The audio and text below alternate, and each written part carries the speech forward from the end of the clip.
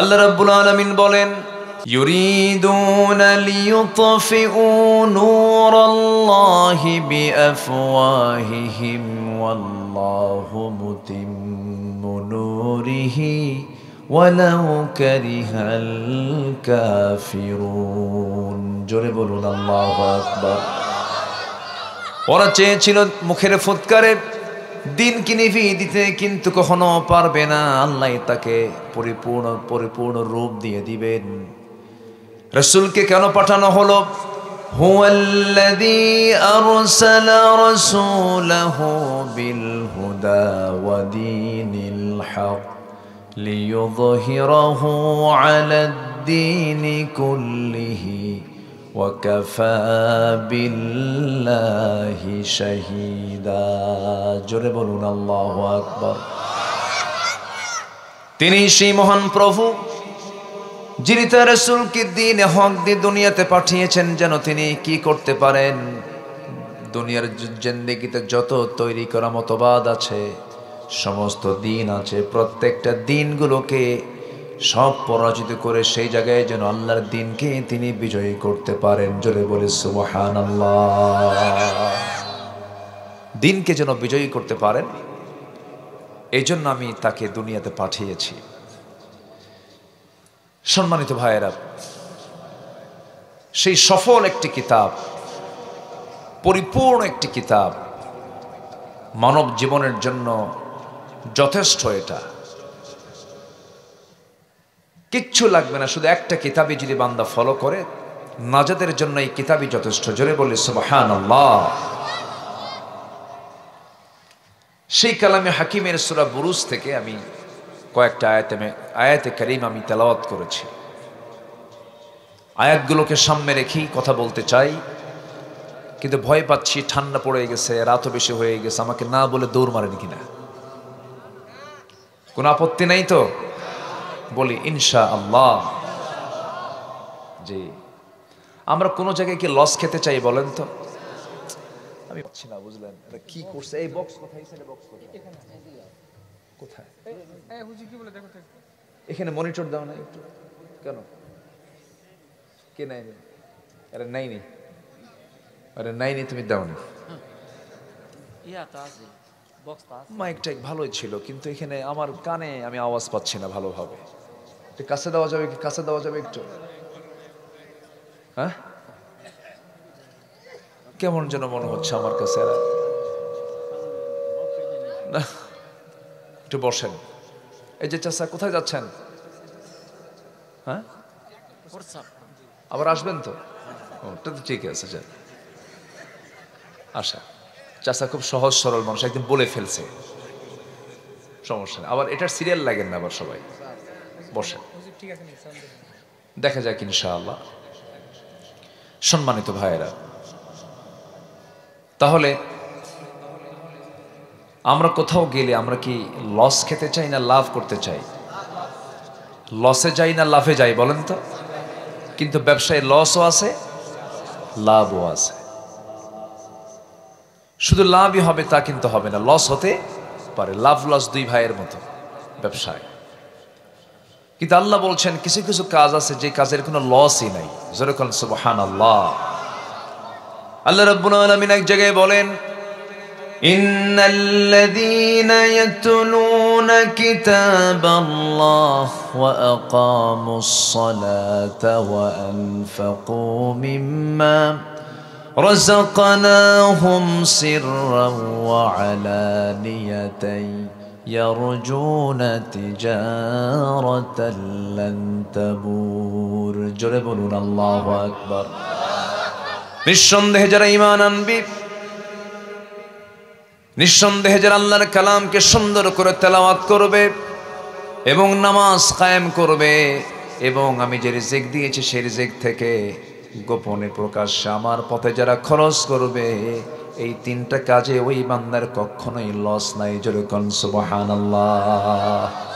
সূরা ফাতিরের এই আয়াতে তিনটা কাজ, আল্লাহর কালামের তেলাওয়াত, নাম্বার 2 হলো নামাজ কায়েম করা, নাম্বার 3 হলো গোপনে প্রকাশ্যে আল্লাহর পথে খরচ করা। এই তিনটি কাজ করবে যারা, তাদের ভাগ্যে কোনোদিন লস জুটবে না। জোরে বলে সুবহানাল্লাহ। এই তিনটা কাজেই এই জাতি এগিয়ে না পিছিয়ে? আসতে কয়, এগিয়ে না পিছিয়ে? নামাজ কায়েমের সংগ্রাম করবে, এখন নামাজই তো পড়ে না, কোরআন তো পড়তেই পারে না। এই জাতির যারা নেতৃত্ব দিয়েছে পার্লামেন্টে, 54 বছর যারা এমপিগিরি করেছে, তাদের তেলাওয়াতের দশা শুনলে পরে অবাক হয়ে যাবেন। কারি সাহেব যায় নাই, এক এমপিকে তেলাওয়াত করতে দিছে, কেলহেল্লেহেত। শয়তান কয় তোর সে তেলাওয়াত আমার ভালো আছে। এই হচ্ছে জাতির অবস্থা। সব দেখা শেষ তো করলাম, এবার একটু কোরআনকে দেখবো আমরা। এত আস্তে ইনশাল্লাহ বললেন? এই পর্যন্ত দেশের পার্লামেন্টে আলেমরা কি ক্ষমতায় গেছে? টুপিওয়ালারা গেছে? কোরআন যারা চায় তারা কি গেছে এ পর্যন্ত? তো দোষ ধরবেন কি আপনারা? তারা তো ক্ষমতায় পায় নাই, দোষ কি ধরবেন আপনারা? যারা ক্ষমতায় ছিল দেখছেন তো, মদের আইন পাশ করেছে, সুদের আইন পাশ করেছে, বেশ্যাবৃত্তির লাইসেন্স দিয়েছে। নাউজুবিল্লাহ বলবেন না? তাহলে মদের আইন পাশ হলো আমার দেশের পার্লামেন্টে। মদের আইন কারা পাশ করে? মদের বোতল নিয়ে যারা রাত কাটায়। বেশ্যাবৃত্তির লাইসেন্স দেয় কারা? যারা নারী নিয়ে শুয়ে থাকে, ওরা তো লাইসেন্স দেবেই। আমরা এগুলো আর দেখতে চাই না। আমরা আগামীর দেশকে কোরআন দেশ সাজাতে চাই। জোরে বলি ইনশাআল্লাহ। আল্লাহ কবুল করুন, জোরে বলি আমিন। সবাই তো চলেই যাব ভাই, কেউ তো বাঁচার জন্য আসেনি, কিন্তু শেষ নিঃশ্বাস পর্যন্ত আমি আমার আল্লাহর আনুগত্য করে যেতে চাই। আল্লাহ কবুল করুন, আল্লাহ কবুল করুন। ঠুকঠাক মেরে কয়েকটা সেজদা দিবেন, আর হজ করবেন, যাকাত দিবেন, কয়েকটা পয়সা দান করবেন, মসজিদ বানায় দিবেন, আর জান্নাত পাবেন। এত সস্তা না। জান্নাত পেতে হলে কমপ্লিট সারেন্ডার করতে হবে। কার সামনে? কার সামনে? আল্লাহর সামনে। চেয়ারগুলো ফাঁকা হয়ে গেল, সামনের কাতার পূরণ করুন, কাতার সোজা করুন, সামনে আসেন।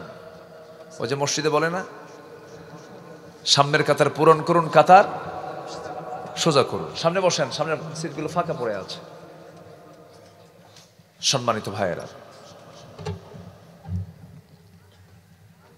তাহলে আমরা সফলতা চাই না বিফলতা চাই? বলেন তো, আমরা বলেন, আমরা কি ফেল করতে চাই না পাস করতে চাই? পাস করতে চাই। কখনো বিফল হতে চাই না, আমরা সফল হব। কিছু কাজ আমাকে আপনাকে করতে হবে। এর মধ্যে যেখান থেকে তেলাওয়াত করেছি, সেই তেলাওয়াতের মধ্যে কিছু আল্লাহ পাক হুকুম করেছেন যে কাজগুলো করলে বান্দা সফল হবে। জোরে বলি সুবহানাল্লাহ। আল্লাহ রাব্বুল আলামিন সুন্দর করে বলেন, ইন্নাল্লাযীনা আমানু ওয়া আমিলুস সালিহাতি লাহুম জান্নাতুন তাজরি মিন তাহতিহাল আনহার যালিকাল ফাওজুল কাবীর। ইন্না বাতশা রাব্বিকা লাশাদীদুন ইন্নাহু হুয়া ইউবদিউ ওয়া ইউঈদ ওয়া হুয়াল গফুরুল ওয়াদুদ যুল আরশিল মাজিদ ফাআলুল লিমা ইউরিদ। জোরে বলুন আল্লাহু আকবার। আল্লাহু আকবার। আল্লাহ রাব্বুল আলামিন বলেন, সফল যদি হতে চাও, সফলতার কিছু শর্ত আছে। কোরআনকে আমি যতটুকু পড়াশোনা করেছি, খুঁজে খুঁজে কয়েকটা শর্ত বের করেছি। 9টা শর্ত যার পূরণ হয়ে যাবে, সে বান্দা কখনো ফেল করবে না, সে বান্দা সফল হয়ে যাবে। কয়টা কাজ বলেন? 9টা কাজ, 9টা শর্ত পূরণ করতে হবে। এর মধ্যে 1 নম্বর শর্ত হলো ইন্নাল্লাযীনা আমানু ওয়া আমিলুস সালিহাত। নিঃসন্দেহে যারা ঈমান আনবে এবং নেক আমল করবে, তাদের কোনো ব্যর্থতা নাই, তাদের কোনো পরাজয় নাই। তারা মহা সাফল্যে সাফল্যবান হয়ে আল্লাহ তাআলা তাদের জন্য এমন জান্নাত রেখেছেন যার নিচ দিয়া নহর প্রবাহিত। জোরে বলুন সুবহানাল্লাহ। নহর, নদী প্রবাহিত। সে জায়গায় থাকবে হলো 4টা নহর। জান্নাতের নহর হলো 4টা, দুধের নহর, মধুর নহর, পানির নহর, শরাবের নহর। সেই জায়গায় পানির নহরও থাকবে, দুধের নহরও থাকবে। দুধ আমরা দুনিয়াতেও পান করি, জান্নাতেও পান করব, ইনশাল্লাহ বললেন না তো? দুনিয়ার দুধ পান করলে পরে মানুষ বুড়ো হয়ে যায়, দুনিয়ার খাবার খেলে পরে মানুষ বুড়ো হয়ে যায়। কিন্তু জান্নাতের দুধ যদি কোনো বান্দা একবার পেটের মধ্যে উঠায় নেয়, জান্নাতের মধু যদি একবার পান করে নেয়, জীবনে তার কোনোদিন পৌঢ় ভাব আসবে না, বার্ধক্য আসবে না, চামড়া কুচে যাবে না।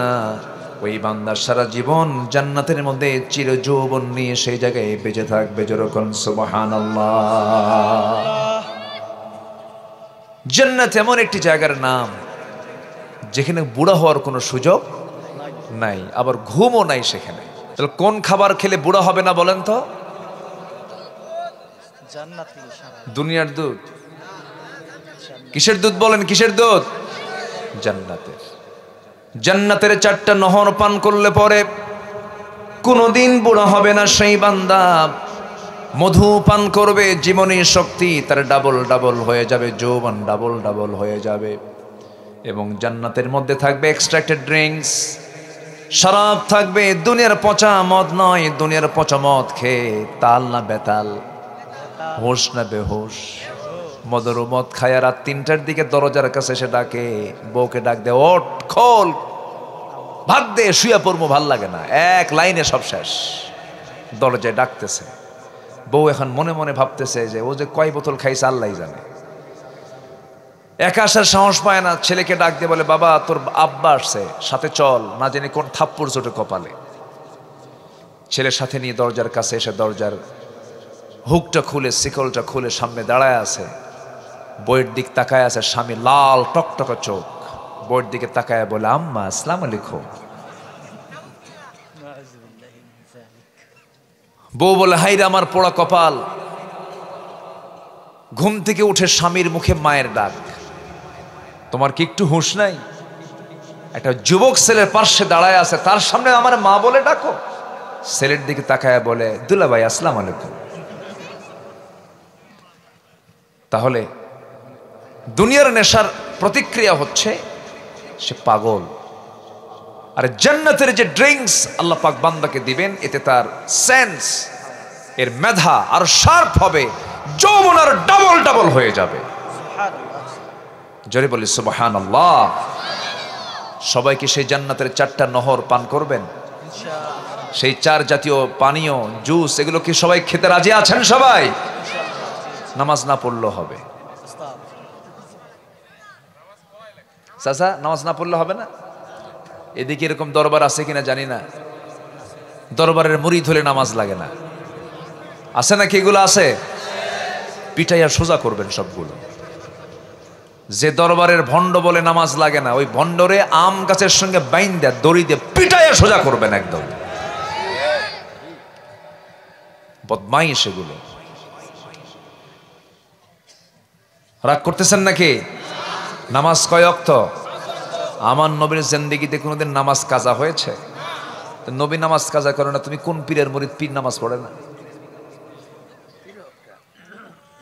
এক একটা পীরের চেহারা কি সন্ত্রাসের মতো, আছে না কিছু? এই যে মহাস্থানগড়ে বৈশাখের শেষ বৃহস্পতিবার কিছু ভণ্ড আসে, ওদের ভাবসাব দেখে মনে হয় এরা এই গ্রহের মানুষ না, অন্য গ্রহ থেকে আসছে। সে মোষগুলো কি, এক একটা মোষের বাহার, মোষ মোটা তো, মানে ভিটামিন কোথাও না থাকলে মোষে ভিটামিন আছে, আছে না নাই? সে মোষ 2.5 ইঞ্চি হাইব্রিড জাতের মোষ, বড় বড় গোছা, কি যেন খায়, লাল টকটকা মোষ। লাল শালু পড়ে আছে, সালার চট পড়ে আছে, হাসেও না কান্দেও না। মানুষ মনে করে এটাই বুঝে আল্লাহওয়ালা, কারণ দুনিয়ার কোনো হুশটুস নাই। যাদের দুনিয়ার হুশ নাই ওরা তো পাগল, ও আল্লাহর ওলি হতেই পারে না, ঠিক কিনা? পাগল, অসামাজিক, ব্যক্তিত্বহীন, কোন নেশাখোর কখনো আল্লাহওয়ালা হতে পারে না। এটা মাথায় রাখবেন সব সময়ের জন্য। অনেকদিন আগে আমি গাবতলী দিয়ে যাচ্ছিলাম, ঢাকার গাবতলী দিয়ে মানিকগঞ্জ মাহফিল। আগামীকালকে আমার ওই দিকে মাহফিল আছে, দিনের বেলা আছে হলো গাজীপুরে। তো আমি মানিকগঞ্জ যাচ্ছিলাম, যাওয়ার পথে এরকম সালার চট পরে রাস্তার ফুটপাত দিয়ে হেঁটে হেঁটে যাচ্ছে এক ভণ্ড, পিছে পিছে কিছু লোক যাচ্ছে পাগল। পিছন থেকে ডাকতেছে, বাবা, ও বাবা, তোর বাড়িতে বাপ নাই? বাবা গো। বাবা কোনো কথা বলে না, বাবা কোনো জবাবও দেয় না। বাবা হাঁটতেছে, আবার হাঁটার মধ্যে সে পেশাবও করতেছে। তো বাবার পেশাব পড়া দেখে এখন পিছন থেকে পাগলগুলো বলে, এই তো বাবার রহমতের পানি ঝরা শুরু হয়েছে। এই হলো শয়তান। ইসলাম কি এমন মনে হয় আপনাদের? বলেন তো, ইসলাম কি এমন? আবার কিছু কিছু দরবার আছে, জিকির করতে করতে আম গাছে ওঠে, জাম গাছে ওঠে, ভুল করে বড়ই গাছে ওঠে না। বড়ই গাছে কি আছে? কাটা আছে। জিকির করতে করতে হঠাৎ করে এই বাঁশের আগায় বসে আছে। বলেন তো, এই বাঁশের আগায় ওঠা কি এত সস্তা? বহুত প্র্যাকটিস করা লাগছে। যে এই বাঁশের আগায় উঠতে পারে, ওর নিশ্চিত ছোট্টবেলায় নারিকেল ছিল। বদমাইশ। আমরা ঈমান এনেছি, নেক আমল করব। জোরে বলি ইনশাআল্লাহ, জোরে বলি ইনশাআল্লাহ। ঈমানদার ব্যক্তিত্বহীন হবে না, ব্যক্তিত্ববান হবে, ব্যক্তিত্ব সম্পন্ন হবে। তার কথা, তার হাঁটা, তার পোশাক, তার চাল, তার চলন, তার পরিচ্ছন্নতা, তার উদারতা, তার আচরণ হবে সবার থেকে ভিন্ন। সে হচ্ছে ঈমানদার। চোর বলে ভণ্ড হয়, কি পীর হয়, এগুলোর ধারে পাশে আমরা যাব না। জোরে বলি ইনশাআল্লাহ।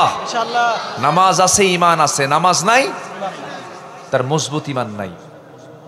ঈমান নাই বললে আবার আরেক গন্ডগোল লাগবে। দেখেন না, আমার দেশে ফতুয়া, সবাই তো মুফতি ফতুয়া দেয়, নামাজ না পড়ি ঈমান তো আছে আমার। আছে না এরকম? বলে না? বলে কিনা? বলে কিনা? বলে। বলেন তো, আমার দেশে নামাজই বেশি না ঈমানদার বেশি? দেখছেন, সব ঈমানদার হয়ে গেছে। নামাজই বেশি না ঈমানদার বেশি?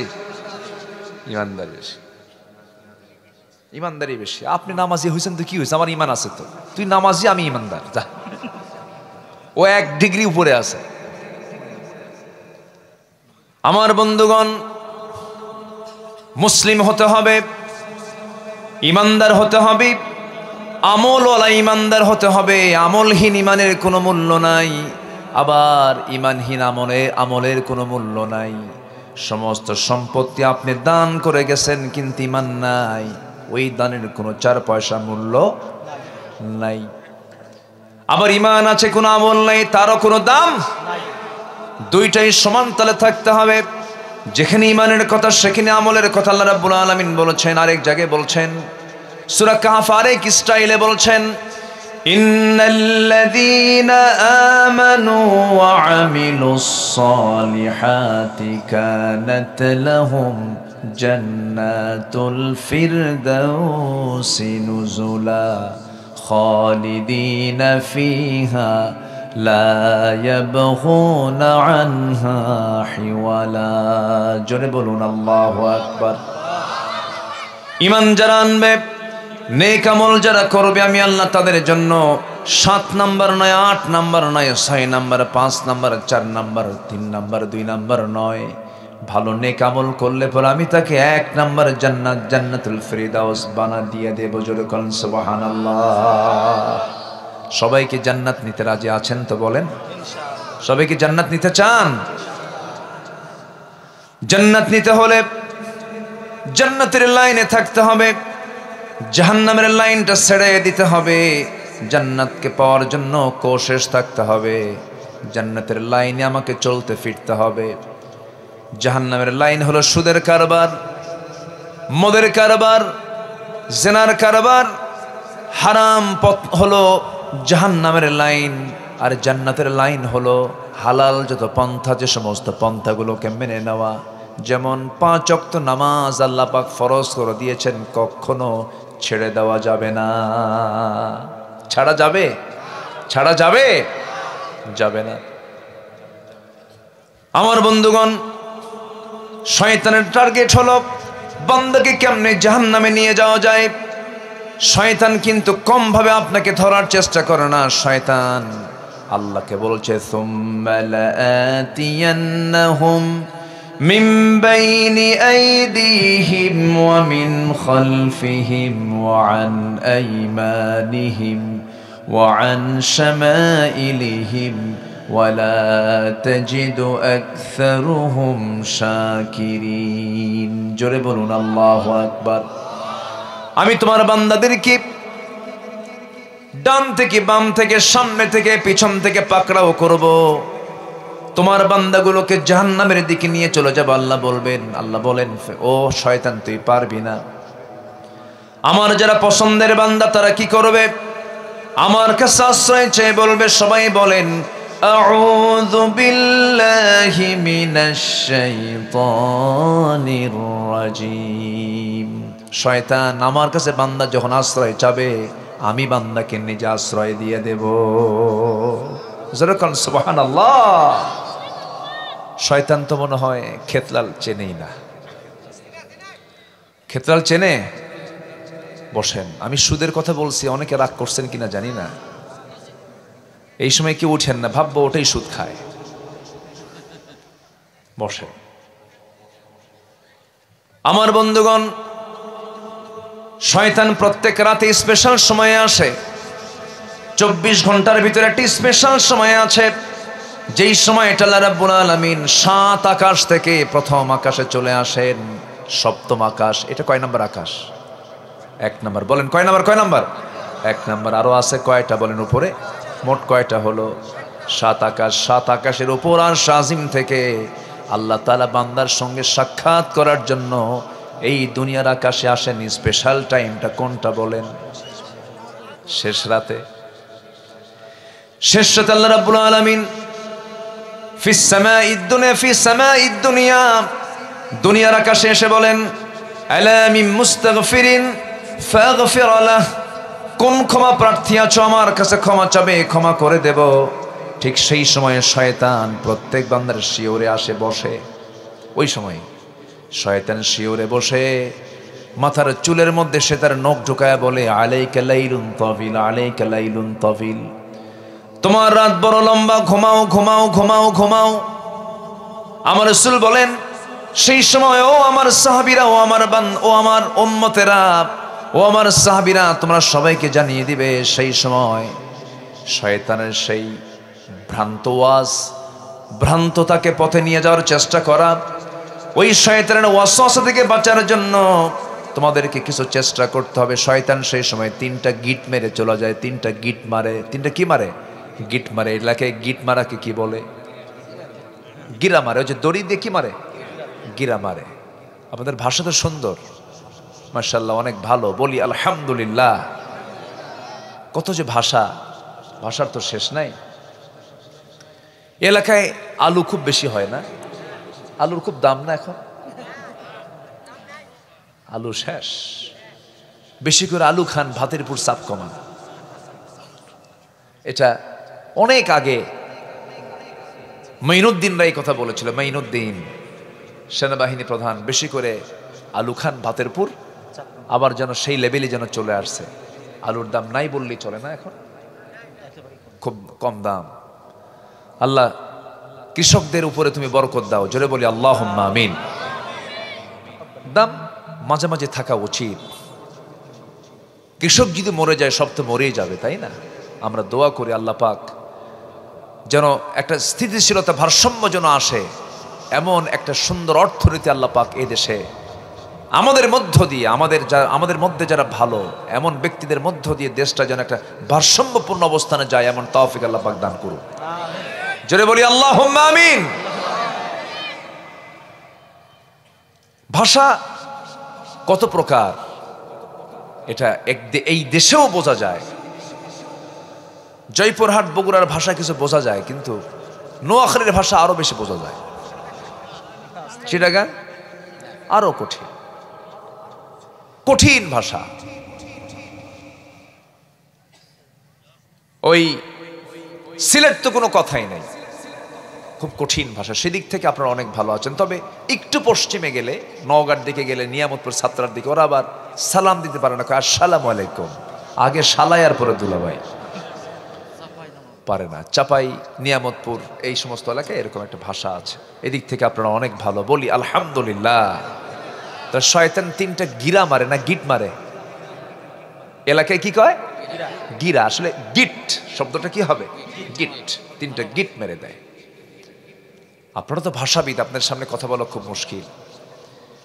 দুপচাচের দিকে একদিন, আমি বহুদিন আগের কথা, মাঝে মাঝে আমাদেরকে ফোন দিয়েও মাঝে মাঝে তুমি আর আপনি এক জায়গায় হয়ে যায়।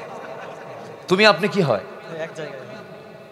দোয়া করবেন তুমি, দোয়া করবেন তুমি, মানে তুমি আপনি সব মিক্স হয়ে যায়, ভালো লাগে, মজা, খুব সুন্দর লাগে। কে গুরু আপনি খাবেন তো খাবেন, না খাবেন তো গুদগুদাবিন না, ঠিক আছে না? এরকম গুরুকে আপনিও বলে আবার, তাই না? দুপচাচা, হ্যাঁ এরকম হয়। ভাষার মধ্যে একটা সৌন্দর্য কে দিয়েছেন বলেন তো, কে দিয়েছেন? শয়তান 3টা গিট মারে, 3টা গিট মেরে বলে তুমি থাকো, তুমি ঘুমাও, এই কথা বলে চলে যায়। রাসূল বলছেন, ও আমার সাহাবীরা, শয়তানের বেঁধে দেওয়া সেই 3টা গিটকে যদি তোমরা ছুটাতে চাও, প্রথম কাজ হবে সুন্দর করে তুমি যখন আজান শুনবা, শোনার সঙ্গে সঙ্গে পিঠটা তুমি বিছানা থেকে সরায়া নিবা। যখন তুমি ঘুম থেকে উঠে বসবে, 1 নাম্বার গিট ছুটে যাবে। নাম্বার 2 হলো আজান শুনে ওযু বানাবা, ওযু করার সঙ্গে সঙ্গে তোমার 2 নাম্বার গিটটা ছুটে যাবে। ওযু করার সর্বক্ষণের জন্য ফরজ, তাহাজ্জুদ নামাজ পড়া কি বলেন নফল, কিন্তু ওযু করা কি বলেন ফরজ। জোহরের 2 রাকাত সুন্নাত পড়া কি সুন্নাত, কিন্তু ফরজ পড়া ফরজ, ঠিক আছে, কিন্তু 2 রাকাত সুন্নাত পড়বেন। ফরজ পড়তে নিয়ে ফরজ পড়ে আপনার ওযু চলে গেছে, সুন্নাত পড়বেন, ওযু করা কিন্তু ফরজ। ওযুর কোনো সুন্নাত হয় না, নামাজ যেটাই হোক না কেন, ওযু যখন করবেন আপনার জন্য ফরজ হয়ে হুকুম হয়ে গেল। আমার বন্ধুগণ, ওযু যখন করবে 2 নাম্বার গিটটা ছুটে যায়। বান্দা যখন নামাজের উদ্দেশ্যে বাড়ি থেকে পায়ে হেঁটে হেঁটে মসজিদের দিকে রওনা দিয়ে যখন বান্দা যখন সূরা ফাতিহা পড়ে রুকুতে চলে যায়, নামাজটা যখন আদায় করে, 24 ঘন্টার জন্য 3 নাম্বার গিট ছুটে যাওয়ার পর 24 ঘন্টার জন্য শয়তান তার কাছে আসার আর সাহস পায় না। জোরে করুন সুবহানাল্লাহ। গিট মারে কয়টা বলেন, কোন সময়ে বলেন, কোন সময়? শেষ রাত্রিতে। সবাইকে এই 3টে গিট ছুটাতে রাজি আছেন? সবাইকে রাজি আছেন? কারা কারা? দেখি গিট কারা কারা ছুটাবেন দেখি, জোরে বলি ইয়া আল্লাহ। আমাদেরকে 5 ওয়াক্ত সালাত আদায় করার তৌফিক তুমি আল্লাহ দিয়া দাও। জোরে বলি আমিন, আরো জোরে আমিন। নামাজ কয় ওয়াক্ত? সবচেয়ে বেশি মুসল্লি খুঁজে পাওয়া যায় কোন ওয়াক্তে বলে? জুমার নামাজ। কোন নামাজ বলেন, কোন নামাজ? আর সবচেয়ে কম মুসল্লি কোন ওয়াক্তে বলে? ফজরে। কিন্তু গ্রামে যদি জরিপ করেন, গ্রামের মধ্যে যারা বসবাস করে সবচাইতে বেশি টাইম থাকে, মানে সবচাইতে বেশি উপস্থিত থাকে যে নামাজের টাইমে, সেটা কোন নামাজ বলে? এশাও বাইরে থাকে, মাগরিবও বাইরে থাকে, অনেকে আসরও বাইরে থাকে, জোহরও বাইরে থাকতে পারে, কিন্তু একটা টাইম সবাই থাকে গ্রামে, সেটা বলেন কোন সময়? সবচেয়ে কম মুসল্লি কোন সময়? রাসূল বলেছেন, যাদের ফরজ, যাদের ফজর নামাজ হয় না, মুনাফিক সেনার আলামত হলো যাদের ফজর নামাজ হবে না। তো এখন বলেন, গ্রামে গ্রামে মানুষ বেশি না মুনাফিক বেশি? বলেন। ফজর নামাজ পড়ে না। রাসূল বলেছেন, বাড়িতে থাকে কিন্তু মসজিদে আসে না, আমার মনে হয় ওই বাড়িতে আমি আগুন লাগায় দেই। রাসূল বলেছেন, হাদিস, হাদিস কিনা, আমি আগুন লাগায় দেই। শুধু দেই না, দিতাম লাগায়া, নারী আর শিশু যদি না থাকতো। এখন বলুন, আপনার গ্রামকে নিয়ে আপনি কি ভালো আছেন? মসজিদ কাঁচা না পাকা? বলেন বলেন বলেন বলেন বলেন বলেন। শুধু কি পাকা না টাইলস? স্টাইল। Tiles, AC. ফাসাউফা ইয়ালকাউনা গাইয়া, গাই নামক গর্ত, ভয়ঙ্কর একটা গর্ত, যে গর্তকে দেখে জাহান্নামও ভয় পায়। এত একটা ভয়ঙ্কর জাহান্নামকে আল্লাহ রাব্বুল আলামিন আরো তাকে ভয়ের মধ্যে ফেলে দিলেন। জাহান্নাম ভয় পাচ্ছে যে গর্তকে দেখে, সেই গাই নামক গর্তের মধ্যে যে নামাজ পড়বে না তাকে ঢোকায় ছাড়া হবে, তাকে ঢোকায় দেওয়া হবে। এই জন্য আমার বন্ধুগণ, আমার দেশের সবচেয়ে বড় অপরাধ এখন যদি লক্ষ্য করা হয়, এই জাতির মধ্যে সবচেয়ে বড় অপরাধ হলো জাতি নামাজ পড়ে না। এই যে জাতি নামাজ পড়ে না, এই যে জাতি নামাজের কাছে আসে না, এই 54 বছর এই জাতির নেতৃত্ব যারা দিয়েছে তারা নামাজের জন্য কি পরিশ্রমটা করেছে, এখানে প্রশ্ন। এই যে ভাই উত্তরটা শোনেন, উত্তর দিচ্ছি। এই যে জাতি নামাজ পড়ে না, 54 বছরই কত নেতৃত্ব আমরা দেখলাম, কত ক্ষমতায় আসা দলকে দেখতে পেলাম। এই মুসলিম জাতিকে নামাজের দিকে নিয়ে আসার জন্য এই চুল পরিমাণ কোনো ফিকির ছিল না। তার বড় প্রমাণ হলো তারা মদের আইন পাশ করেছে, সুদের আইন পাশ করেছে, জিনার আইন পাশ করেছে, কিন্তু হিম্মত করে মুসলমানের সন্তান হয়ে নামাজের আইন পাশ করতে পারে নাই। ঠিক কিনা? সব দেখছি আমরা, কারো 8 বছর, কারো 16 বছর, কারো 25 বছর। ঠিক কিনা? দেশ চালিয়েছে কেউ 8 বছর, কেউ 16 বছর, কেউ 25 বছর। দেখেছে আইয়ুবের শাসন, মুজিবের ভাষণ, জিয়া কেটেছেন খাল, চাচা এরশাদের তাল বেতাল, আর মাঝখান দিয়ে চলছে শুধু হরতাল আর হরতাল। সব দেখা শেষ, আগামীর দেশ কোরআন হাদিসের বাংলাদেশ। সবাই কি দেখতে রাজি আছেন? রাজি আছেন কারা কারা? হাত উঁচু করে দেখান মুসলমান। আল্লাহু আকবার। সংসদে আলো, সংসদে আলো, আমরা আছি সেখানে। আমার নেতা তোমার নেতা, এটা যেন বাদ না যায়। আমরা নেতার সংকটে আছি, আমাদের কোনো সংকট নেই, শুধু নেতৃত্বের সংকট দূর হলেই জাতি সব সোজা হয়ে যাবে। ঠিক কিনা? কোনো চোরকে আমরা নেতৃত্ব দিতে চাই না। দেশ থেকে শুধু টাকা লোপাট হয়েছে, ওরা দেশকে ব্যবসার পুঁজি বানিয়েছিল। আমার দেশের সন্তানগুলোকে হাতে অস্ত্র তুলে দিয়ে সন্ত্রাস বানিয়েছে, আর নিজের সন্তানদেরকে ইউরোপ আমেরিকায় পড়াশোনা করাইছে, বিয়ে বাড়ি বানাইছে আমেরিকা। সম্মানিত ভাইয়েরা, আমরা তাদের হাতে আর দেশ দিতে চাই না, আমরা আমানতদারদের হাতে আমরা দেশ তুলে দিতে চাই, যারা দেশকে প্রকৃত ভালোবাসে। আল্লাহ কবুল করুন, জোরে বলি আমিন, আরো জোরে আমিন। সফল হওয়ার জন্য 1 নম্বর শর্ত হলো আমরা ঈমান আনবো, নেক আমল করবো, জোরে বলি ইনশাআল্লাহ। কিন্তু আমরা আমাদের দেশে কিছু মুসলমান কেমন দেখতে পাই, যাদের সকালবেলা ঈমান আছে, বিকেলবেলা ঈমান নাই। ইউসবিহু মুমিনান ওয়া ইউমসি কাফিরান। সামান্য এক বিড়ির কাছে ঈমান বিক্রি করে দেয়। আপনি কি জানেন, আপনি একটা চোরকে সমর্থন দিলেন, সেই চোর চুরি করবে, আর আপনি বসে বসে সেই গুনাহ আপনার আমলনামায় যাবে। এটা খেয়াল করার দরকার আছে না নাই বলেন তো? আপনি ডাকাতকে ভোট দিবেন, সমর্থন করবেন, ওই ডাকাত ডাকাতি করবে, খুন করবে, খুনের গুনার অংশ আপনার আমলনামায় যাবে। একটাবার কি ভাববেন না? আপনি মনে হয় কষ্ট দিচ্ছে আপনাকে। কথাগুলো বলার কি দরকার আছে ভাই? আচ্ছা, এই ওঠে কেন, যাচ্ছে কেন এই লোকগুলো? যাচ্ছে সবই কি 1 নাম্বার? বসেন, একটু বসেন না ভাই। কত সময় কত দিক চলে যায়। শেষ বিশ্বকাপ খেলা হলো কোন সালে জানো? আমি কক্সবাজার থেকে আসতেছি মাহফিল করে, ফিরতেছে ঢাকার দিকে, রাত 2টার দিকে হঠাৎ করে ফোন। ভাবলাম কোনো মৃত্যু অথবা কোনো ইমার্জেন্সি কোনো নিউজ হতে পারে। সালাম দিয়ে বলে, হুজুর আমি আপনার কাছে ফোন দিয়েছি, একটু খাস করে দোয়া করবেন। অত রাতে দোয়া হয় কোন? তো বললাম, আপনি ফোন দিয়েছেন কেন, কি ব্যাপারটা কি? হুজুর আমি নিজেও দোয়া করলাম, আপনিও দোয়া করবেন। আমি কিছুক্ষণ আগে 2 রাকাত নামাজ পড়েছি, কিছুক্ষণ পর ব্রাজিল আর্জেন্টিনার খেলা। আমার রাগ এমন উঠলো, কি কব আর। তাহলে রাত 3টা পর্যন্ত যদি জেগে থেকে খেলার অপেক্ষায় থাকতে পারে, যেখানে বসে আছেন এই জমিন একদিন আমার আপনার জন্য আল্লাহর কাছে সাক্ষী হতে পারে, নাজাতের কারণ হতে পারে। একটা লোক উঠবেন না, জোরে বলি ইনশাআল্লাহ। কত সময় কত জায়গায় চলে যায়। এই জায়গায় বসার যে সম্মান, যে মর্যাদা, এটা যদি কেউ বুঝতো, লটারি দিয়ে হলেও বসতো, এই জায়গায় উঠতো না, টিকিট কেটে বসে থাকতো।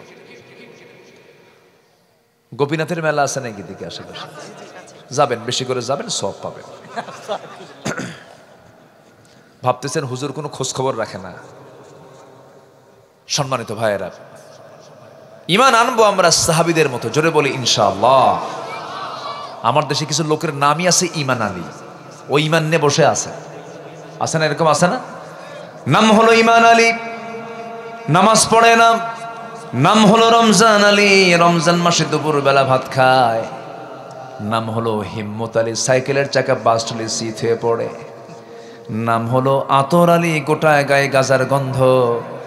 নাম হলো বাদশা মিয়া, ভিক্ষা করে। নাম হলো খোকা মিয়া, বয়স 80 বছর, ও এখনো খোকায় আছে, বুড়ো হয় নাই। নাম দিয়া বংশ দিয়া জান্নাত মিলবে না। ঈমান একটা গুরুত্বপূর্ণ বিষয়। নাম দিয়ে বংশ দিয়ে যদি জান্নাত মিলতো, আবুল আহাবের বংশ, আবু জেহেলের বংশ, আমার নবীর বংশ 2 না 1? এক বংশ। বাবার পরিচয় দিয়ে যদি সন্তান জান্নাত পেয়ে যেত, নূহ আলাইহিস সালাতু ওয়াস সালাম নবী ছিলেন, তার ছেলে কেনান, জান্নাত না জাহান্নাম? জাহান্নাম। নবীর বউ লূত আলাইহিস সালাতু ওয়াস সালামের বউ ছিল একজন কাফেরা, জান্নাত না জাহান্নাম? জাহান্নাম। স্বামীর পরিচয় দিয়া, ছেলের পরিচয় দিয়া, বাবার পরিচয় দিয়ে যদি জান্নাত মিলে যেত, ইব্রাহিম আলাইহিস সালাতু ওয়াস সালাম একজন নবী ছিলেন, তার বাবা ছিল একজন মুশরিক আযার, জান্নাত না জাহান্নাম? জাহান্নাম। অতএব কোন বংশের পরিচয় দিয়ে জান্নাত মিলবে না, বাবার পরিচয় দিয়ে জান্নাত মিলবে না। জান্নাত পেতে হলে বংশ লাগবে না ঈমান লাগবে? সফলতার 1 নম্বর শর্ত হলো ঈমান। 9টা শর্ত আছে, কেবল চলতেছে কয় নাম্বার বলেন? নুরু, ওয়াজ কি শেষ না শুরু? বহু লম্বা লম্বা কথা। একজন সাহাবীর কথা মনে হলো, মাসখানেক আগে, মাস 1.5 আগে গিয়েছিলাম মক্কা মদিনায়, ঘুরে আসলাম। আহারে, নবীর মদিনায় যখন হাঁটতাম মনে হতো আমার প্রিয়জন এখানে শুয়ে আছেন, আমার প্রাণের চেয়ে প্রিয় শুয়ে আছেন। ইমাম মালিক রাহিমাহুল্লাহ মদিনার মাটিতে যখনই আসতেন, কখনো তিনি জুতা পায়ে হাঁটতেন না। যখন বলা হতো, মালিক তুমি জুতা পায়ে হাঁটো না কেন? তপ্ত রোদের, এই তপ্ত রোদ, এই তপ্ত রোদে তোমার পাটা ঝলসে যাবে, কেন তুমি খালি পায়ে হাঁটো? তিনি বলতেন, ভাইরে, যে মদিনার মাটিতে রাসূল শুয়ে আছেন, সেই মদিনার মাটিতে আমি কেমনে জুতা পায়ে হাঁটি? কারণ জীবনের চাইতে রাসূলকে বেশি ভালোবাসি। জোরে কোন সুবহানাল্লাহ। আমার বন্ধুগণ, কাদের মতো ঈমান আনতে হবে? একজন সাহাবীর কথা মনে হয়ে গেল, ঈমান এনেছেন, কত বড় পরীক্ষা চলে আসলো। আপন চাচা বলে ফেলতেছে, ভাতিজা, বাপ মরে গেছে, তোকে দেখেছি, তুই এতিম ছিলি, তোকে বড় করেছি, শুনলাম তুই নাকি ঈমান এনেছিস। সঙ্গে সঙ্গে ভাতিজা বলছে, চাচা শুনবেন কেন, আপনি দেখেন, আশহাদু আল্লা ইলাহা ইল্লাল্লাহু ওয়াহদাহু লা শারীকা লাহু ওয়া আশহাদু আন্না মুহাম্মাদান আবদুহু ওয়া রাসূলুহু। হেদায়েতের মালিক কে? চাচা বলছে, ভাতিজা, আমার বাপ দাদার ধর্মে তুমি চুনকালি মেরেছো, তোমাকে রক্ষা নাই। তুমি কি জানো এর ফলাফল কি হতে পারে? সব সম্পত্তি জোর করে তোমার হাত থেকে ছিনিয়ে নেব। মুস্কি হাসি মেরে বলছে, চাচা, সম্পদ ছিনিয়ে নেওয়ার হুমকি দেখান। আপনি কি জানেন আমার ঈমানের কাছে শুধু আমার সম্পদ কেন, গোটা দুনিয়ার সম্পদ আমার কাছে তুচ্ছ। জরকান সুবহানাল্লাহ। আর বিড়ির প্যাকেট একখান দিয়া কয়, ঠিক আছে, দেখবো। আছে না নাই? আছে না নাই? শেষ। আমার বন্ধুগণ, চাচা খেপে গেল, রেগে গেল, জামায় কলারে হাত দিয়ে টেনে জামা ছিঁড়ে ফেলল, পরনের লুঙ্গিটা পর্যন্ত খুলে রক্তাক্ত করে ঘাড় ধাক্কা দিয়া ঘর থেকে তাকে উলঙ্গ করে বের করে দিয়েছে। বের হয়ে গেলেন ঈমান নিয়া। কি নিয়া? ঈমান নিয়ে। সব ছাড়লেন, কি ধরলেন? ঈমান ধরলেন। মার দরজায় গিয়ে বলছে, মা দরজা খুলো, আমাকে দেখো না, আমাকে উলঙ্গ করে চাচা ঘর থেকে বের করে দিয়েছে। মার কাছ থেকে একটা চাদর নিলেন, ছোট্ট একটা কাপড় নিয়ে কোনো মতো সতরটা ডাকলেন। সেই সময় শীতকাল চলে, শীতের মধ্যে খালি গায়ে হেঁটে হেঁটে তিনি ওই মদিনা পর্যন্ত, নবীর দরবার পর্যন্ত চলে গেলেন। নবীর দরবারের সামনে গিয়ে, দরজার সামনে গিয়ে দাঁড়ায় নক করছেন, ইয়া রাসূলুল্লাহ সালামুন আলাইক। নবীজি দরজা খুলেই দেখেন গায়ে কিছু নাই, থরথর করে কাঁপে, চেহারা সাদা হয়ে গেছে, ঠান্ডায় কাঁপতেছে। ভিতরে ঢুকলেন, নিজের গায়ের সুন্দর দুটো জুব্বা তিনি বের করে বলছেন, ও আল্লাহর গোলাম, গায়ে আগে কাপড়টা পরে নাও, তোমার তো ঠান্ডা লাগছে। বিস্তারিত শুনলেন। এরপরে রাসূল মুস্কি হাসি মেরে বলছেন, তোমার চাচা তোমাকে উলঙ্গ করে ঘর থেকে বের করে দিয়ে বস্ত্রহীন করেছে, আমি তোমাকে আমার গায়ের জুব্বা, আমি তোমার বরকতময় জুব্বা দিয়ে দিলাম। ঈমান আনলে লস না লাভ? পরাজয় না বিজয়? বিফল না সফল? সফল। এই তো সফলতা শুরু হয়ে গেল। আমার নবীজি বললেন, ও আব্দুল্লাহ, তুমি আমার কাছে কিছু চাও নাকি? এবার আব্দুল্লাহ বলছেন, ইয়া রাসূলুল্লাহ, দুনিয়ার কোনো কিছু চাই না, আমি চাই আপনার কাছে মৃত্যুর শ্রেষ্ঠ রাজপথ শাহাদাত, আল্লাহ যেন আমাকে শহীদি মওত দিয়ে দেন। আমার নবীজি দুহাত তুলে দোয়া করে বলছেন, আয় আকাশের মালিক আল্লাহ, আমার আব্দুল্লাহর জান এবং মালকে তুমি কাফের বেঈমানদের জন্য হারাম করে দাও। এই দোয়া শোনার সঙ্গে সঙ্গে তিনি হতাশ হয়ে গেলেন। হায়, আমি দোয়া চাইলাম কি, দোয়া করলেন কি? হুজুর, আমি তো শহীদ হব না, কারণ কাফের মুশরিকরা আমাকে মারতেই পারবে না, আপনি এমন দোয়া করছেন। রাসূল বলছেন, ও আমার আব্দুল্লাহ, দিন গ্রহণে তোমাকে বহু বেগ পেতে হয়েছে, দুনিয়া বিক্রি করতে হয়েছে। তুমি কি জানো আব্দুল্লাহ, যদি কোনো বান্দার হৃদয়ে শাহাদাতের তামান্না যদি হৃদয়ে লালন হয়ে থাকে, ওয়া ইম্মা তাআলা ফিরাশিহি, তার মওত যদি বিছানায় হয়, আল্লাহ রাব্বুল আলামিন তাকে শহীদের দরজা তারে দিয়ে দেন। বেশ কিছুদিন পরে আমার নবীজি সাহাবায়ে কেরামকে নিয়ে কোন এক যুদ্ধ অভিযানে বের হয়ে গেলেন। যুদ্ধ শেষ হওয়ার পর ফেরত আসতেছেন মদিনার দিকে, হঠাৎ করে নবীর কানে সংবাদ গেল, হুজুর, আপনার প্রিয় সাহাবী আব্দুল্লাহ অসুস্থ হয়ে পড়েছে। রাসূল বলছেন, কোন আব্দুল্লাহ? আপনার প্রিয় আব্দুল্লাহ, যে দুনিয়া বিক্রি করে ঈমানটা কিনে নিয়েছে। আমার নবীজি একটু কেঁদে ফেললেন আর বলছেন, ও সাহাবীরা, সর্বোচ্চ চেষ্টা করে নার্সিং করো, ওর সেবা করো, আমার সে খুব প্রিয় সাহাবী। 3 দিন পরে নিউজ আসলো, হুজুর আব্দুল্লাহ বেঁচে নাই, দুনিয়া থেকে বিদায় নিয়েছে। রাসূল আস্তে করে বলছেন, সাহাবীরা শোনো, আমার আব্দুল্লাহর জানাজার আয়োজন করো, গোসল করায়া দাও। আজকে জানাজার দায়িত্ব আমি কারো কাঁধে দিব না, আমি রাসূল নিজে তার দায়িত্ব গ্রহণ করে নিলাম। জানাজা পড়াচ্ছেন মুহাম্মদ সাল্লাল্লাহু আলাইহি ওয়াসাল্লাম। ঈমানের সফলতা আছে না নাই বলেন? আচ্ছা, জানাজা সম্পূর্ণ হয়ে গেল। আমার নবীজি বলেন, ও সাহাবীরা, দেখো তো আমার আব্দুল্লাহর কবরটা তোমরা কোথায় খনন করছো? হুজুর, ওই 2 পাহাড়ের ঠিক মাঝখান বরাবর কবর খনন হয়েছে নাকি? হ্যাঁ হয়েছে, আমাকে নিয়ে চলো, আমি যাব কবর দেখতে। নবীজি কবরের সামনে গিয়ে দাঁড়ালেন, আবেগ আপ্লুত হয়ে কাঁদতে কাঁদতে বলছেন, সাহাবীরা, আমার আব্দুল্লাহর লাশ এই কবরে আমি কাউকে নামাতে দেব না, আমি নিজে আমার আব্দুল্লাহর লাশ আমি কবরে নামায় নেব। আমার নবীজি নিজে আগে কবরে নামলেন। কবরে নামার পরে আমার রাসূল বলছেন, ও আমার আবু বকর, আমার ডানে নামো, ও আমার ওমর, আমার বামে নামো। দুজনকে 2 পাশে নামায়া দিলেন। আমার নবীজি 2 হাত সামনের দিকে আগায়া দিলেন। সুন্দর করে আব্দুল্লাহর লাশ যখন তিনি ধরলেন, বলছেন, আবু বকর মাথা ধরো, ওমর পাটা ধরো। 3 জন মিলে কবরে শোয়া দিলেন। বুকের উপরে হাত রেখে আমার নবীজি আকাশের দিকে তাকায় বলছে, আকাশের মালিক আল্লাহ, এই মুহূর্ত পর্যন্ত আমি আব্দুল্লাহর উপরে সন্তুষ্ট আছি, আমি আব্দুল্লাহকে খুব ভালোবাসি। ও আল্লাহ, আমার আব্দুল্লাহকে তুমি ভালোবাসো, আমার আব্দুল্লাহকে তুমি মাফ করে দাও, আমার আব্দুল্লাহর প্রতি তোমার রহমতের বৃষ্টি নাযিল করো। এমন করে দোয়া করছিলেন। আর পাশে দাঁড়িয়ে থাকা হতো পাশে দাঁড়িয়ে থাকা এক অসহায়ের মতো ব্যক্তি, দাঁড়িয়ে থাকা এক অসহায়ের মতো মনে হচ্ছে। সাদ বিন আবি ওয়াক্কাস বলছেন, আকাশের মালিক আল্লাহ, আমি আজকে জীবিত সাদ বিন আবি ওয়াক্কাস না হয় যদি ওই কবরের বাসিন্দা হতাম, জীবনটা বড় ধন্য হতো। কারণ যে কবরবাসীকে দাফন করার জন্য পৃথিবীর সেরা সেরা তিনজন মানুষ তার যার কবরে নেমে যায়, জোরে কোন সুবহানাল্লাহ। ইমানের সফলতা, ইমানকে লালন করব আমরা। সবার আগে ইমানকে আমরা প্রাধান্য দেব।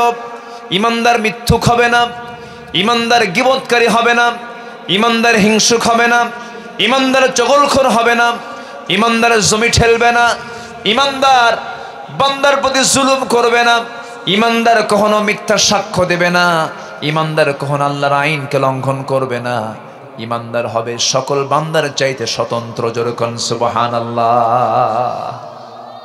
হিংসা আছে? হিংসা না, এলাকায় হিংসা নাই।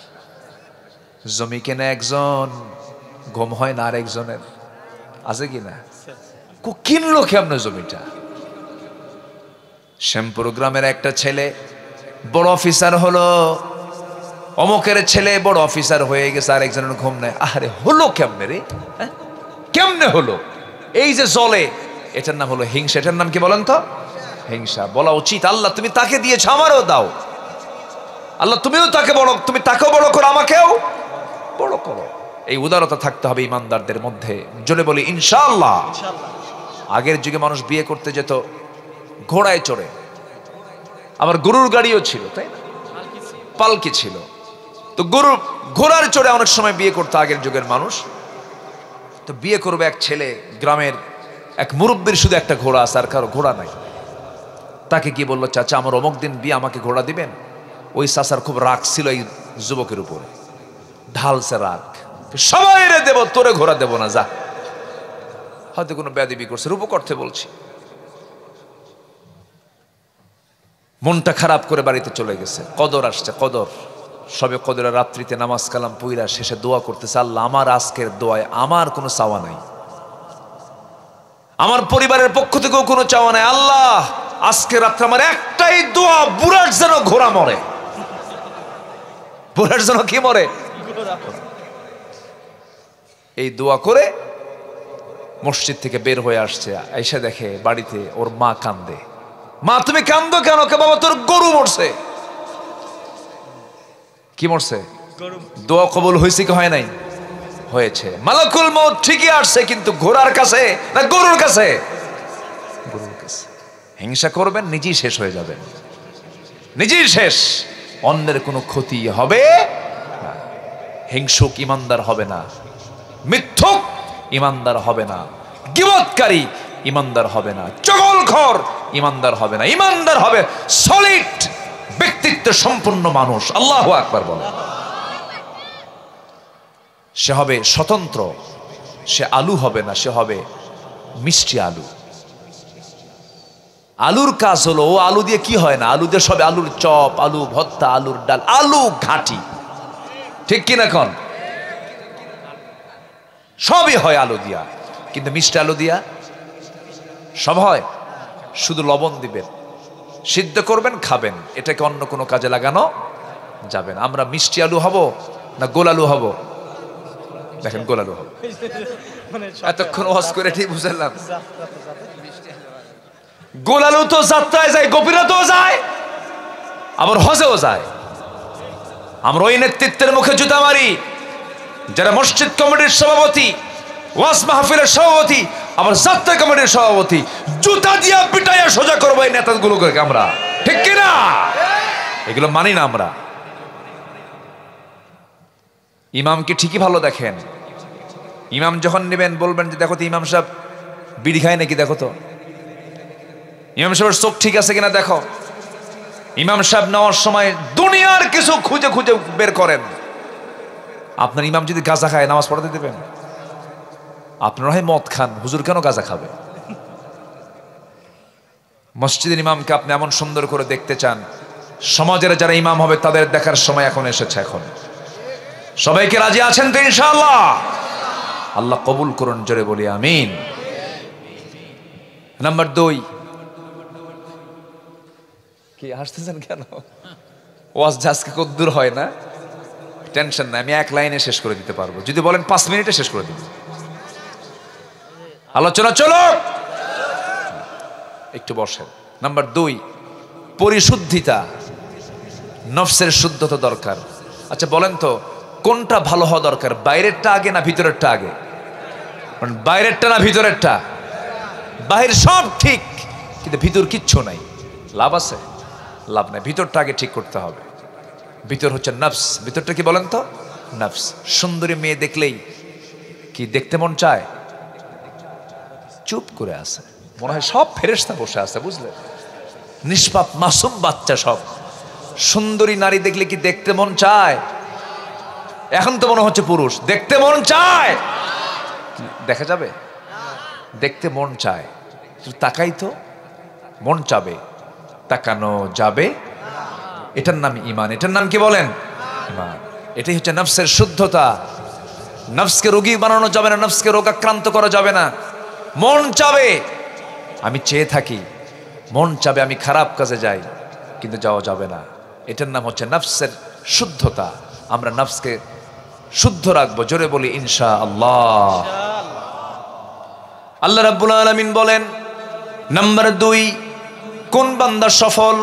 ওই জায়গায় দেখলাম যালিকাল ফাউজুল কাবীর, ঈমান আনবে, নেক আমল করবে, বড় সফলতা পেয়ে যাবে। এবার বলছেন ক্বাদ আফলাহা মান তাযাক্কা ওয়া যাকারা ইসমা রাব্বিহি ফাসাল্লা বাল তু'থিরুনাল হায়াতাদ দুনিয়া ওয়াল আখিরাতু খায়রুন ওয়া আবকা। আমার বন্ধুগণ, ওই বান্দাই সফল যারা নফসকে যারা শুদ্ধ করতে পেরেছে, নফসের শুদ্ধতা যারা আনতে পেরেছে। নফসের শুদ্ধতা আনার আরেকটা গুরুত্বপূর্ণ মাধ্যম হলো সব সময়ের জন্য ভাবতে হবে আমাকে কে দেখছেন। আসতে বলবেন না, কে দেখছেন? আল্লাহ যদিও আছেন সপ্তম আকাশের উপর আরশ আজিম, তার ইলম সব জায়গায় আছেন নাই বলেন? আছে। আল্লাহ বলছেন বান্দারে তুই আমাকে বড় সাক্ষী বানায় এনে, তুই আমাকে বড় রাজ সাক্ষী বানায় নিয়ে তুই জমিনে চলবি, তুই কোনো খারাপ কাজ করতে পারবি না, কারণ আমি সেখানে আছি, আমার ইলম সেখানে আছে। এই জন্য আমাদের সমস্ত আমলকে মজবুত করার জন্য সবসময় ভাববো আমার সঙ্গে কে আছেন? আল্লাহ আছেন। নফসের শুদ্ধতার সাহায্যার্থী এই বিষয়টা খুবই জরুরি। এই বিষয়টা আমাকে আপনাকে খেয়াল করতে হবে। আমার বন্ধু আল্লাহ রাব্বুল আলামিন নিজে বলেছেন 7 শ্রেণীকে আমি আরশ আজিমের ছায়ে জায়গা দেব। এর মধ্যে একটা অন্যতম শ্রেণী হলো যে বান্দা, যে যুবকের সামনে কোনো নারী সুন্দরী রূপবতী বংশে ঘরের কোনো নারী প্রেমের প্রস্তাব দেওয়ার পর সে বলে ফেলল আমি আল্লাহকে ভয় করি, এমন নফসের শুদ্ধতা যারা অর্জন করবে আমি আল্লাহ রাব্বুল আলামিন তাকে আরশ আজিমের ছায়ে তাকে মেহমান বানাবো। জোরে করুন সুবহানাল্লাহ। ইন্নী আখাফুল্লাহ। আরশ আজিমের ছায়ে জায়গা দেওয়া হবে। আরশ আজিম কয় মাইল দূরে? কোন কত মাইল দূরে? 3 মাইল না 10 মাইল? কেউ যেতে পারবেন? নিজের চেষ্টা কেউ যেতে পারবেন সেই জায়গায়? মানুষ চাঁদে গেছে। কোথায় গেছে? চাঁদে। কোথায়? চাঁদে। নিকটবর্তী চাঁদ ঘুরে আসছে। 70 দশকে নীল আর্মস্ট্রংরা গিয়েছিলেন। মঙ্গল গ্রহে মানুষ গেছে। এখন মানুষ যদি চিন্তা করে যে চাঁদ দেখলাম, মঙ্গল গ্রহ দেখলাম, সূর্য দেখবো, উপায় আছে? সূর্যের ইন্টারনাল তাপমাত্রা হচ্ছে 15 লক্ষ degree Celsius. 15 lakh degree Celsius internal তাপমাত্রা। কেমনে যাবেন আপনি? সম্ভবই না। হ্যাঁ, বিজ্ঞান যদি বলে একটু তারকা দেখতে যাব, তারকা কি আরো কাছে না আরো দূরে? পৃথিবীর সবচেয়ে নিকটবর্তী তারকার নাম হলো প্রক্সিমা সেন্ট্রাই, সবচেয়ে নিকটবর্তী তারকা। এই তারকার দেশে যদি কোনো বান্দা সফর করতে চায়, দেখতে চায়, বিজ্ঞান বলছে, গবেষণা করে বলছে পৃথিবীর সবচেয়ে লেটেস্ট আবিষ্কার হলো নভোযান অ্যাপোলো 11। অ্যাপোলো 11-এর গতি হলো প্রতি ঘন্টায় 39,000 কিলোমিটার, প্রতি ঘন্টায় 39,000 কিলোমিটার। এই বেগেও যদি রওনা দিয়ে দেয় পৃথিবী নামক এই জায়গা থেকে ওই প্রক্সিমা সেন্টারের সবচেয়ে নিকটবর্তী তারকার দেশে যেতে সময় লাগবে 1,15,000 বছর মাত্র।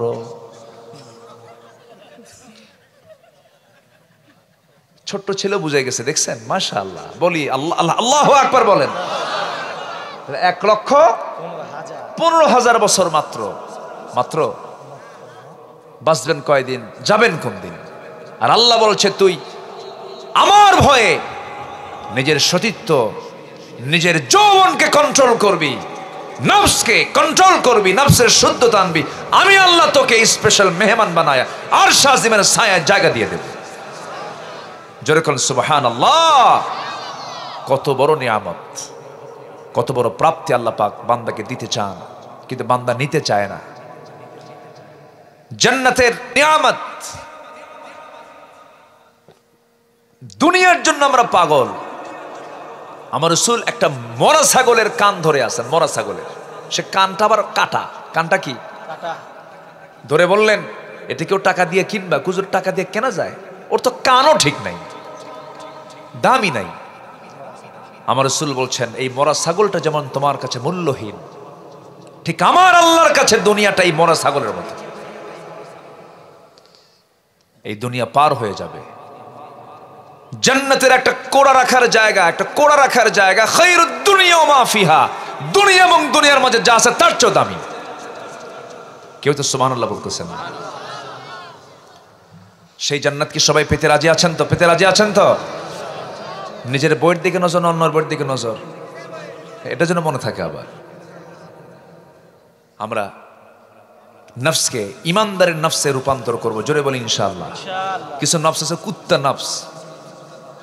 কি নফস বলেন? কুকুরের মতো স্বভাব, সব জায়গায় সাটন মারে। কি ঠিক কিনা? ঠিক কিনা? সব জায়গায় চাটন মারে। এটা হচ্ছে কুত্তা নফস। উলাইকা কাল আনআম বাল হুম আদাল। আমি কই নাই, এটা আল্লাহ কইছে। কি ঠিক আছে কিনা? কোন এটা কি আমার কথা বলতেছে নাকি? এরা চতুষ্পদ জন্তু, তার চেয়েও খারাপ, কুত্তার চেয়েও খারাপ। আল্লাহ আমাদের ইমানকে মজবুত করে দেন। জোরে বলি আমিন। ইমান চেক মসজিদে হবে না, ইমান চেক হবে বাজারে। মসজিদে নামাজ পড়ার পরিবেশ আছে, ওখানে ইমান চেক কি হবে? ইমান চেক হবে যাত্রা হচ্ছে, তুমি যাও নাকি? আসতে কোন কেন? ইমান চেক হবে। সুদের কারবার চলে, তুমি সুদের কারবার করবা নাকি? এখানে ইমান চেক হবে। তসবিহ জপবেন, মক্কায় যাবেন, মদিনায় যাবেন, ওখানে ইমানের চেক নাই। ওটা তো ধর্মীয় কাজ করবেনই আপনি।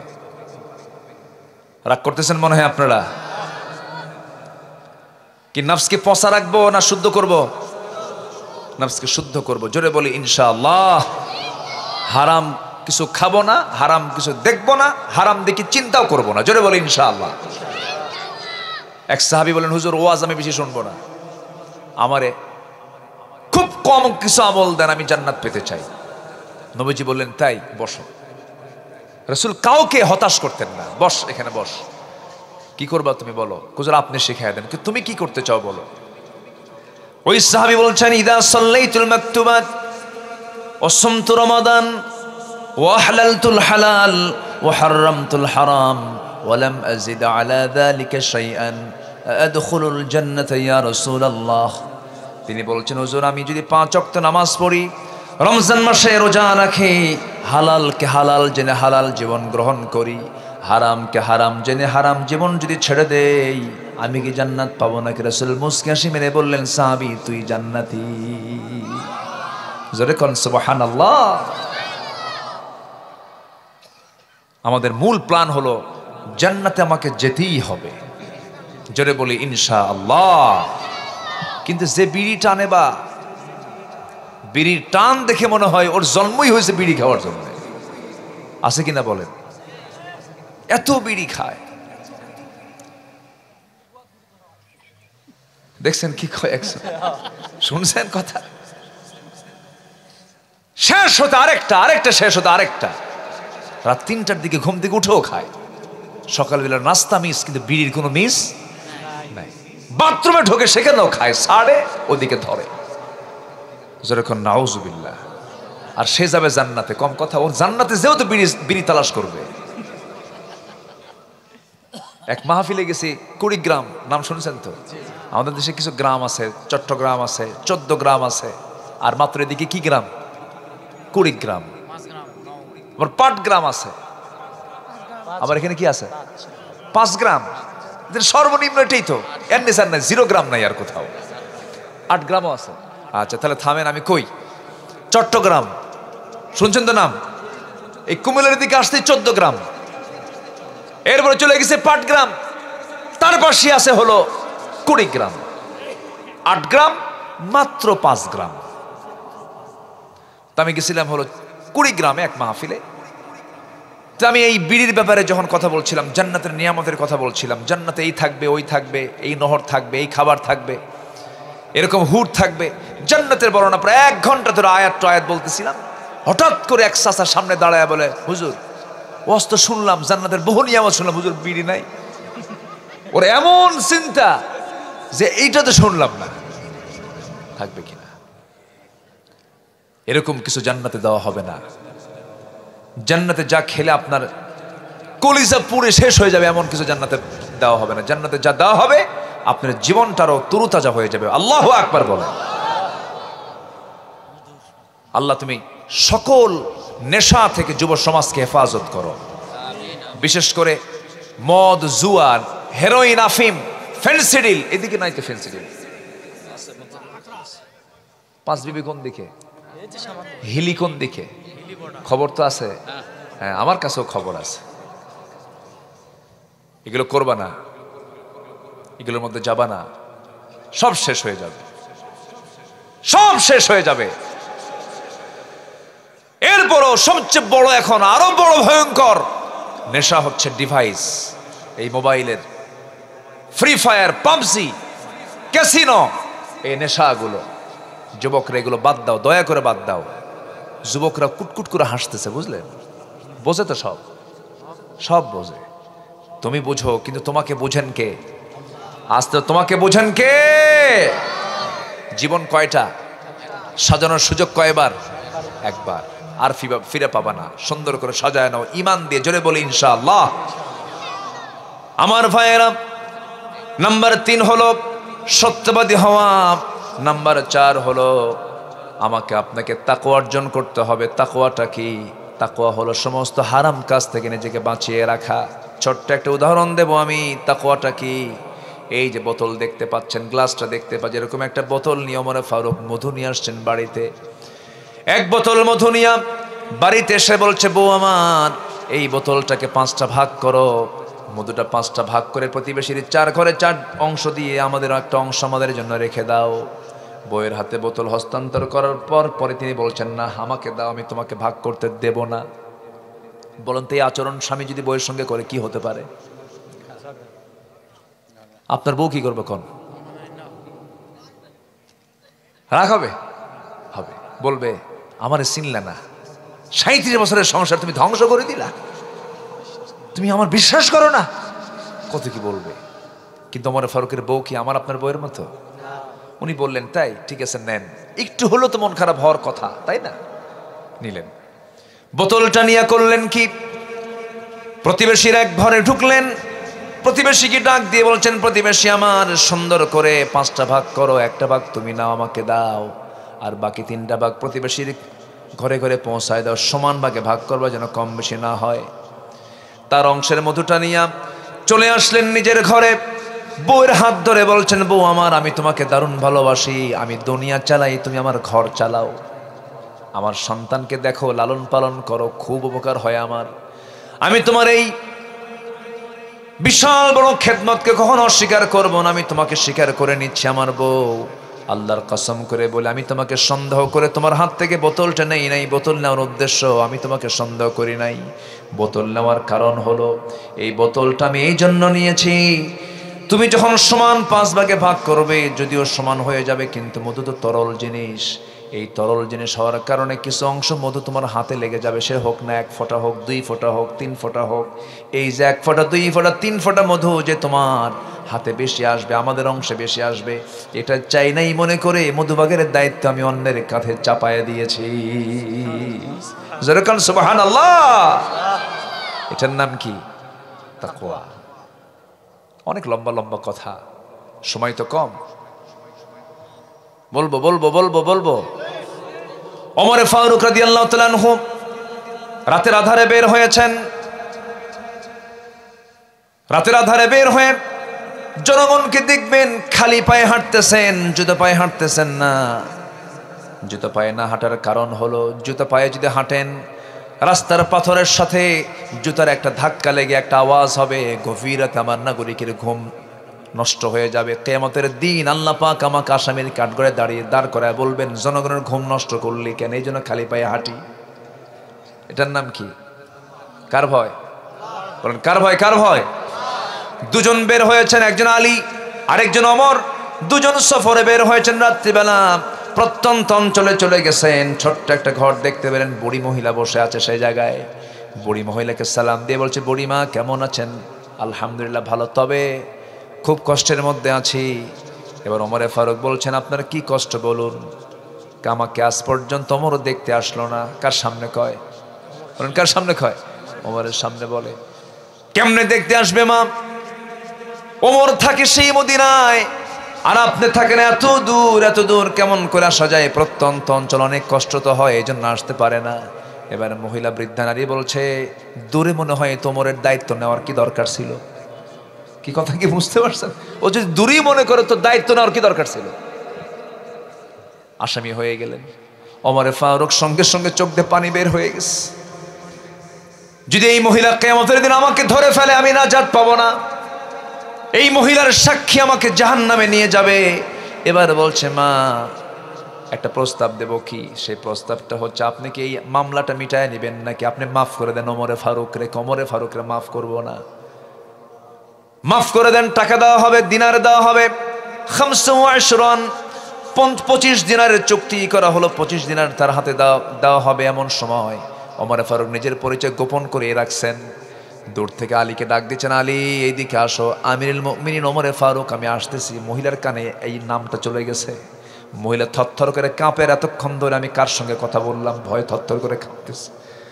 ওমরে ফারুক বলছেন, মহিলা আপনার চেহারা ফ্যাকাশে হয়ে গেছে কেন? তিনি বলছেন, না ভুল করে ফেলেছি ওমরে ফারুক, আমিরুল মুমিনিন আমাকে মাফ করে দেন। না না, ভুলটা আপনি করেন না, আমি করেছি, আপনি আমারে মাফ করে দেন। আপনি যা নিয়েছেন টাকা, এই যে টাকা দিয়ে দিলাম। তিনি কোনো লেখার জিনিস না পেয়ে করলেন কি, নিজের জামাটা ছিঁড়লেন, জামার কাপড়ে লিখে নিলেন। মহিলার কাছ থেকে 25 দিনারের বিনিময়ে মামলা তুলে নেওয়া হলো। কথা বোঝেন নাই? ওই কাপড়টা, ওই কাগজটা, ওই লেখাটা লিখে নিয়ে আসলেন। বাড়ির বউ পরিবারকে জানায় দিয়ে বলছেন, ও পরিবারের সদস্যরা, আমি যেদিন ওমর মরে যাব সেই দিন আমার কাপড়ের সঙ্গে এই চিঠিখানা দিয়ে দিবা। আমি আল্লাহর সামনে এই চিঠিখানা দিয়ে আমি নাজাতের জন্য আল্লাহর কাছে আপিল করবো। জোরে করেন সুবহানাল্লাহ। এটার নাম হলো তাকওয়া। এটার নাম কি বলেন? তাকওয়া। মান ইউতিইল্লাহা ওয়া রাসূলাহু ওয়া ইয়াখশাল্লাহা ওয়া ইয়াত্তাকিহি ফাউলাইকা হুমুল ফাইজুন। জোরে বলুন আল্লাহু আকবার। প্রত্যেক আয়াতে ফাইজুন আছে না নাই? ফাউজুন কবীর আছে না নাই? মুফলিহুন আছে না নাই? আজকে আমার ফাইজুন মুফলিহুন এগুলো দিয়ে শেষ। নাম্বার 6 হলো, ধৈর্যশীল যারা হবে তারা বিশাল বড় সফলতা পাবে। ইন্নী জাযাইতুহুমুল ইয়াওমা বিমা সাবারু আন্নাহুম হুমুল ফাইজুন। ধৈর্য আছে যার, সফলতা আছে তার। একটা প্রশ্ন করব, বলুন তো ভাই, বিয়ে আগে না ধৈর্য আগে? অনেকে চুপ করে আছে। বিয়ে আগে? বিয়ে আগে না ধৈর্য আগে? ধৈর্য নাই যার, সংসার নাই তার। ধৈর্য আছে, সংসার আছে। ধৈর্য নাই, সংসার নাই। বলুন তো, ব্যবসা আগে না ধৈর্য আগে? গেঞ্জি বিক্রি করে দোকানদার, 1 গেঞ্জি দেখি 1 গেঞ্জি নাই না 10 গেঞ্জি দেখে 1 গেঞ্জি নাই? 10 গেঞ্জি দেখালো, এরপরে গেঞ্জি কিনলো না। এখন কি কাস্টমারকে কি করবে দোকানদার? রাগ হবে? রাগ হলে ব্যবসা হবে? রাগ হলেও ভিতরে ভিতরে জ্বলবে, কিন্তু মুখে হাসবে। মুখে কি করবে? হাসবে। রাগ করলে পরে ব্যবসা হবে না। আর যদি মনে করেন তুই কিনবি না কেন, বাইন্দা কেনাবো, আসবে কাস্টমার? আসবে না। রাগ করবেন, সব শেষ হয়ে যাবে, পরিবার শেষ হবে, সংসার শেষ হবে, ব্যবসা শেষ হবে, দায়িত্ব শেষ। এক মহিলা ফোন দিয়ে বলে, হুজুর একটা প্রশ্ন। কি প্রশ্ন? আমার স্বামীটা সকালেও তালাক দেয়, বিকেলেও তালাক দেয়, আমি আসি না নাই? সকালেও তালাক দেয়, বিকেলেও তালাক দেয়। এরকম কিছু বদমাইশ আছে না? আছে না? আছে না? তালাক টালাক দিয়ে আমাদের কাছে বলে, হুজুর আমার দুটো মেয়ে আছে হুজুর, দেখুন তো কোনোদিন ফাঁক ফোকর দিয়ে কিছু করা যায় নাকি? পিটাইয়া সোজা করা দরকার বেদবগুলোকে।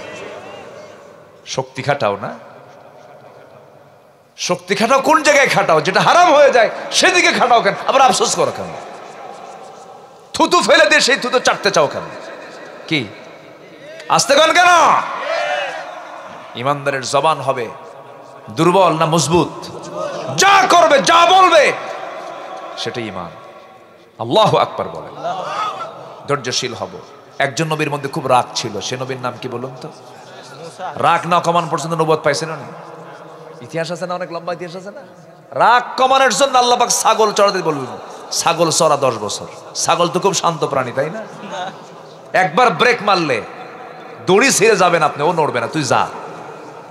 সেই ছাগল চড়ানোর দায়িত্ব দিয়েছেন মুসা সাল্লামকে 10 বছর। রাগ কমছে, নবুয়ত দিয়েছেন। সুবহানাল্লাহ। এই ওয়াজ করলে 3 ঘন্টা লাগতো, সময় তো নাই। কেমনে সময় আজকে গেল বুঝলামই না আমি, কেমনে গেল আমি টেরই পাইলাম না। 7 নাম্বার, সৎ কাজের আদেশ, অসৎ কাজের বাধা। বিফল না সফল? ওয়ালতাকুম মিনকুম উম্মাতুন ইয়াদউনা ইলাল খায়রি ওয়া ইয়া'মুরুনা বিল মা'রুফি ওয়া ইয়ানহাউনা আনিল মুনকার ওয়া উলাইকা হুমুল মুফলিহুন। জোরে বলুন আল্লাহু আকবার। নাম্বার 8 হলো তওবা করা। তুবু ইলাল্লাহি জামিআন আইয়ুহাল মুমিনুনা লাআল্লাকুম তুফলিহুন। আছে? আমি কি তুফলিহুন আর মুফলিহুন স্যার আজকে ওয়াজ আছে আমার সব জায়গায়, শুধু এটাই বলতেছি। আমি এটা দিয়ে শুরু করেছি, এটা দিয়ে শেষ করব। আমি আলেম ওলামা যারা আছেন বুঝতেছেন বিষয়টা। আমরা সফল হতে চাই। সফল হতে চাই কার পরামর্শে? আল্লাহ। সর্বশেষ হলো নাম্বার 9, সফল হতে হলে 7টা গুণ লাগবে। قد أفلح المؤمنون الذين هم في صلاتهم خاشعون والذين هم عن اللغو معرضون والذين هم للزكاة فاعلون والذين هم لفروجهم حافظون। মুমিন হতে চাও, 7টা গুণ অর্জন করো। কয়টা গুণ বলেন? কি মুমিন হব আমরা? খাঁটি মুমিন। বলেন কি মুমিন হব বলেন? নাম্বার 1 নামাজ, নাম্বার 2 হলো বাজে কথা বাদ, নাম্বার 3 হলো যাকাত, নাম্বার 4 হলো লজ্জাস্থানের হেফাজত, নাম্বার 5 হলো লিআমানাতিহিম ওয়াহাদিহিম রাউন, আমানত ঠিক রাখা, নাম্বার 6 হলো ওয়াদা ঠিক রাখা, নাম্বার 7 নামাজের ব্যাপারে যত্নশীল হওয়া। আল্লাহ বলছেন তোর হাতে আমি জান্নাতের টিকিট, জান্নাতের চাবি দেব, তুই জান্নাতুল ফিরদাউসে ঢুকে যাবি। যারাকাল সুবহানাল্লাহ। বসে পড়ো। সম্মানিত ভাইয়েরা, মাহফিল প্রত্যেক বছর হোক, সবাই চান না ইনশাআল্লাহ? সবাই চান তো? আল্লাহ কবুল করুন, জোরে বলে আমিন। আমাকে মাহফিল কমিটি অনেক আগের থেকে, আরো 1 ঘন্টা আগের থেকে বলে আসতেছে, হুজুর একটু বলেন মাহফিল করতেছি আমরা, অনেক আর্থিক দিক থেকে আমরা একটু মাইনাসে আছি, একটু বলেন। আমি আপনার সম্মানে বলিনি, যদি বলি তখন বলবেন দেখো হুজুর এসে এটা শুরু করবে। আমি আপনাকে সম্মান জানি, এত দূর পর্যন্ত লম্বা সময় নিয়ে এখন শেষের দিকে এসে আমি একটু আপনার কাছে একটু আরজ করব, সবাইকে আমরা কিছু দিতে পারবো ইনশাআল্লাহ। প্রথমে একটা আয়াত দিয়ে শুরু করেছিলাম, আল্লাহর কালাম তেলাওয়াত, দিন কায়েম, নামাজ কায়েমের সংগ্রাম যারা করবে এবং আল্লাহর পথে যারা গোপন প্রকাশ্য দান করবেন, তিজারাতাল লান তাবুর, তার ব্যবসায় কোনো লস নাই।